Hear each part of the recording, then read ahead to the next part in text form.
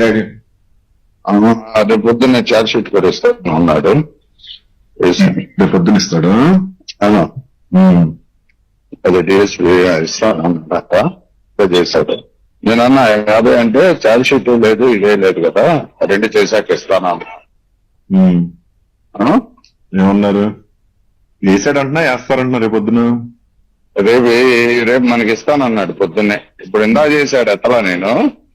ఇప్పుడు మళ్ళీ చెంచురామారావు ఉమామేశ్వర రెడ్డి చెంచరామారావు ఆయనతో మాట్లాడి పొద్దున్న ఛార్జ్ షీట్ కూడా వేసి ఇస్తాడు అన్నాడు. నేను అన్నాను ఛార్జ్ షీట్ వేసి ఇచ్చాక డబ్బులు ఇచ్చేస్తాంలే అన్న ఇందాక మధ్యాహ్నం.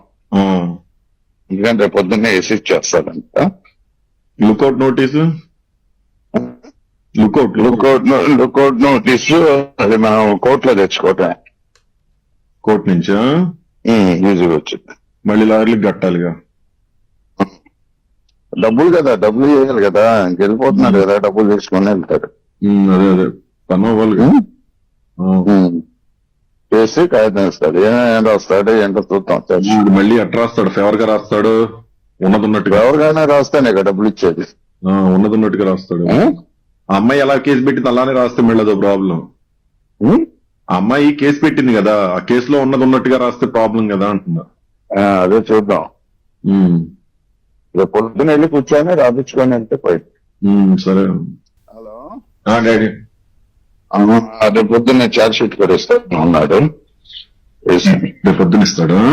అవును. అది డిఎస్పీ ఇస్తాను అన్నమాట చేశాడు. నేను అన్నా 50 అంటే ఛార్జ్ షీట్ లేదు ఇదే లేదు కదా, రెండు చేశాక ఇస్తాను. ఏమన్నారు? వేసాడంటున్నా వేస్తారంటున్నా రేపు పొద్దున. రేపు మనకి ఇస్తానన్నాడు పొద్దున్నే. ఇప్పుడు ఇందా చేశాడు ఎత్తలా నేను.